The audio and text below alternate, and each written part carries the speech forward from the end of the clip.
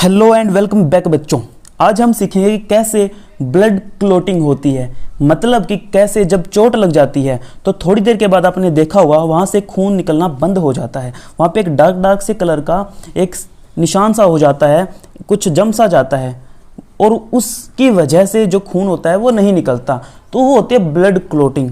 But actual process क्या होता है आज हमें ये समझना है। तो देखिए, मान लीजिए कोई इंजरी प्लेस है, for example this is a blood vessel. ये कोई ब्लड वेसल है बच्चों, और इस ब्लड वेसल पे यहाँ पे कोई कट लग गया, ठीक है। तो जब कट लगेगा तो क्या होगा, इसके अंदर जो भी ब्लड होगा वो ऐसे बाहर निकलना शुरू हो जाएगा, है ना। तो देखिए, मान लीजिए ये क्या था, this is injury place. Injury place यानी कि ऐसी जगह जहाँ पे चोट लगी है। अब जहाँ पे चोट लगती है वहाँ पे जो प्लेटलेट्स ऑलरेडी प्रेजेंट होती है वो टूट जाती है। सो होगा क्या, प्लेटलेट्स जो यहाँ पे ऑलरेडी अवेलेबल होगी वो प्लेटलेट्स क्या हो जाती है, रप्चर यानी कि टूट जाती है। अब जब ये प्लेटलेट्स रप्चर हो जाती है तो ये क्या करती है, इनके अंदर से एक केमिकल सीक्रेट होता है, एक एंजाइम सीक्रेट होता है जिसे हम बोलते हैं थ्रोम्बोकाइनेज। थ्रोम्बोकाइनेज। अब ये एंजाइम बहुत ज़्यादा इंपॉर्टेंट है बच्चों इस पूरी प्रोसेस के अंदर। देखो थ्रोम्बोकाइनेज क्या करेगा, हमारे ब्लड प्लाज्मा के अंदर एक क्लोटिंग फैक्टर प्रेजेंट होता है बच्चों, जिसे हम बोलते हैं प्रोथ्रोम्बिन।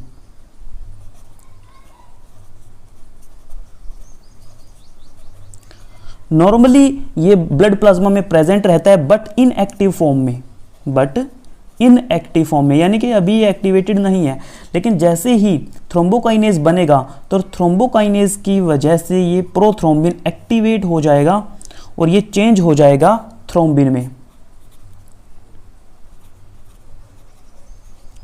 और थ्रोम्बिन क्या है, अब ये एक्टिव हो चुका है, ठीक है।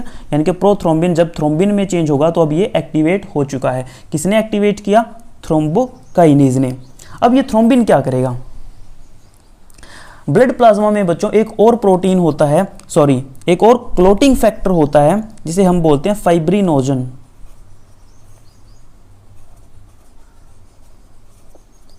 और फाइब्रिनोजन भी जैसे प्रोथ्रोम्बिन इनएक्टिव फॉर्म में था, वैसे ही फाइब्रिनोजन भी हमारे ब्लड प्लाज्मा में इनएक्टिव फॉर्म में पाया जाता है।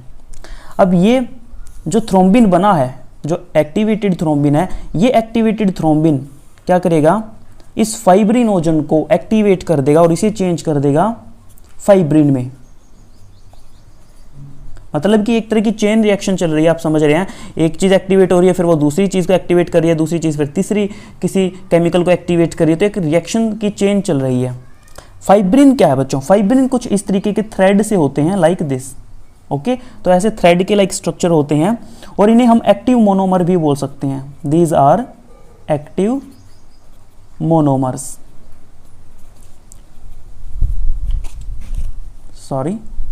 These are active monomers. अब स्टार्ट होगी पॉलीमराइजेशन की प्रोसेस।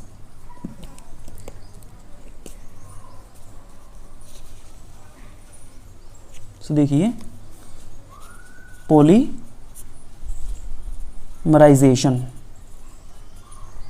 पॉलीमराइजेशन का मतलब क्या होता है कि जो ये मोनोमर यूनिट्स थी ये आपस में जुड़नी स्टार्ट हो जाएंगी और आपस में अटैच होकर एक जाल बना लेंगी कुछ इस तरह का।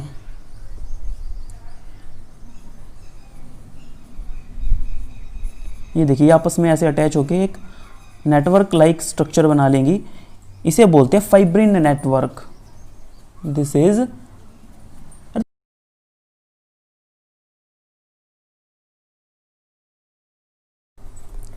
अब इस फाइब्रिन के नेटवर्क के साथ क्या होगा, देखिए जो ब्लड के अंदर आरबीसी वगैरह होती है, ब्लड के अंदर क्या फ्लो कर रही है, आरबीसीज या नॉर्मल प्लेटलेट्स वगैरह फ्लोट कर रही होती है, वो सारी की सारी जा करके इस नेटवर्क के अंदर फंस जाएगी और ये नेटवर्क फिल हो जाएगा, जगह जगह पे ऐसे फंस जाएगी।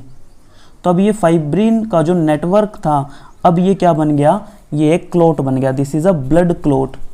यानी कि जहाँ पे चोट लगी थी वहाँ पे ये बन गया ब्लड क्लॉट, और इस ब्लड क्लॉट से अब कोई भी ब्लड बाहर फ्लो नहीं कर पाएगा। तो ये इस टाइप से प्रोसेस होती है। तो देखिए मैं एक बार फिर से आपको मेमोराइज करवाता हूँ कि जहाँ पे चोट लगेगी वहाँ की जो प्लेटलेट्स होंगी वो रप्चर होंगी, then those platelets will secrete an enzyme called thrombokinase. Thrombokinase क्या करेगा, प्रोथ्रोम्बिन और प्रोथ्रोम्बिन को एक्टिवेट करके थ्रोम्बिन में चेंज कर देगा। अब ये थ्रोम्बिन फाइब्रिनोजन को एक्टिवेट कर देगा, जिससे फाइब्रिनोजन कन्वर्ट हो जाएगा फाइब्रिन में। फाइब्रिन एक तरह के मोनोमर्स होते हैं जो कि एक्टिवेट हो चुके हैं। अब पॉलीमराइजेशन की प्रोसेस स्टार्ट होगी, जिसमें ये आपस में जो फाइबर्स थे ये आपस में अटैच होना शुरू हो गए और ये एक नेटवर्क के जैसा स्ट्रक्चर बन गया। अब इस नेटवर्क में blood cells like RBCs, platelets वो इसमें ट्रैप होना स्टार्ट हो जाएगी और ये बन जाएगा एक ब्लड क्लॉट। और इस टाइप से आपका जो ब्लड जो चोट वाली जगह से बाहर निकल रहा था वो निकलना बंद हो जाएगा। तो ये तो प्रोसेस किया हमने क्लोटिंग का। अब कुछ इंपॉर्टेंट पॉइंट्स भी आपको पता होनी चाहिए। ये जो टोटल क्लोटिंग की प्रोसेस थी बच्चों, इसके अंदर 13 क्लोटिंग फैक्टर इन्वॉल्व रहते हैं। टोटल ब्लड क्लोटिंग फैक्टर ये टोटल होते हैं बच्चों 13। ओके, अब कुछ बुक्स में ये 13 की बजाय 12 भी लिखा हो सकता है, क्योंकि एक जो फैक्टर है वो इमेजिनरी फैक्टर है। वन फैक्टर इज इमेजिनरी, मतलब कि बस ऐसे ही जैसे मान लेते हैं मैथमेटिक्स में, ऐसे ही इमेजिनरी फैक्टर है, अभी तक प्योरली आइसोलेट नहीं हुआ है। भाई साइंटिस्ट को लगता है कि ऐसा कोई फैक्टर होता है, तो इस हिसाब से वो 13 फैक्टर टोटल ब्लड क्लोटिंग के 13 फैक्टर मानते हैं। ठीक है, कुछ बुक्स में 12 इसीलिए लिखा हुआ है क्योंकि वो इस इमेजिनरी फैक्टर को काउंट नहीं करते हैं, तो कंफ्यूज होने की जरूरत नहीं है। तो बच्चों अब ये 13 जो ब्लड क्लोटिंग फैक्टर है ये मैंने सारे के सारे इस प्रोसेस में नहीं दिखाए हैं। यहाँ पे हमने 1-2 ही फैक्टर्स की बात की है और इतना लंबा चौड़ा प्रोसेस हमें करने की जरूरत नहीं है, क्योंकि हमारे सिलेबस में आता नहीं है बेसिकली। ठीक है, बस आपको इतना ही ध्यान रखना है जितना मैंने आपको बताया है। अब देखिए ये जो 13 जो क्लोटिंग फैक्टर, इनमें से मोस्टली क्लोटिंग फैक्टर बनते कहाँ पे हैं? Mostly clotting factors are formed by very IM पे बच्चों लीवर में बनते हैं। आपको याद होना चाहिए कि ये 13 में से मोस्टली जो क्लोटिंग फैक्टर है वो कहाँ पे बनते हैं? These are synthesised by liver. ठीक है, अब कुछ एंटीकोएगुलेंट्स के बारे में भी देख लीजिए जो ब्लड को जमने नहीं देते। अभी तक हमने वो फैक्टर किए जो क्लोटिंग में हेल्प करते हैं, अब हम देखने वाले हैं एंटीकोएगुलेंट्स, मतलब कि खून को जमने नहीं देंगे। अब मान लीजिए हमारी बॉडी के अंदर ब्लड हरदम बहता रहता है, फ्लोट करता रहता है, वो कभी भी जमता नहीं है और वो इन्हीं एंटीकोएगुलेंट्स की वजह से वो कोएगुलेट नहीं होता है, वो जमता नहीं है। तो हमारी बॉडी में जो पाया जाता है बच्चों उसको बोलते हैं हिपेरिन। हमारे ब्लड के अंदर हिपेरिन नाम का एक एंटीकोएगुलेंट पाया जाता है जो हमारे ब्लड को जमने नहीं देता, और इस हिपेरिन को हमारी बॉडी के अंदर जो मस्ट सेल्स होती है वो सीक्रेट करती है। So heparin is secreted by mast cells. Second देखिए, एक होता है बच्चों हिरुडिन।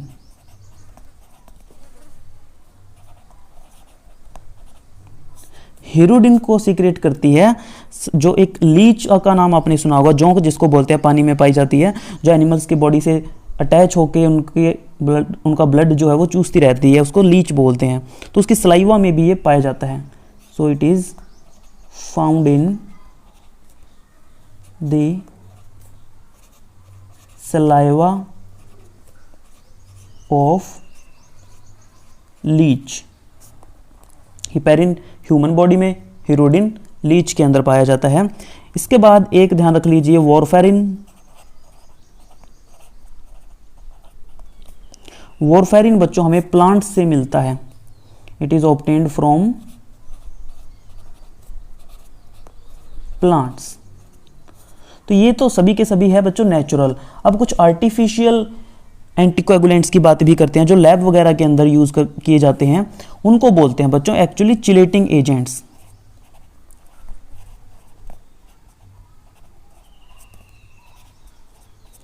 अब चिलेटिंग एजेंट्स में आपको ध्यान रखना है सोडियम ऑक्सैलेट का एग्जाम्पल, ये लैब में यूज़ होते हैं बच्चों, सोडियम ऑक्सैलेट, जहाँ पे ब्लड वगैरह की टेस्टिंग होती है, तो ताकि ब्लड जो लिया है वो जम ना जाए, उसको जमने से रोकने के लिए।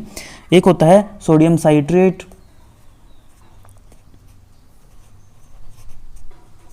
एक होता है बच्चों EDTA। EDTA की फुल फॉर्म होती है ethylene diamine tetra acetic acid, ethylene diamine tetra acetic acid. तो ये बच्चों लैब में यूज़ होते हैं। तो ये था ब्लड क्लोटिंग फैक्टर्स के बारे में। मिलते हैं नेक्स्ट लेक्चर में। Thank you so much.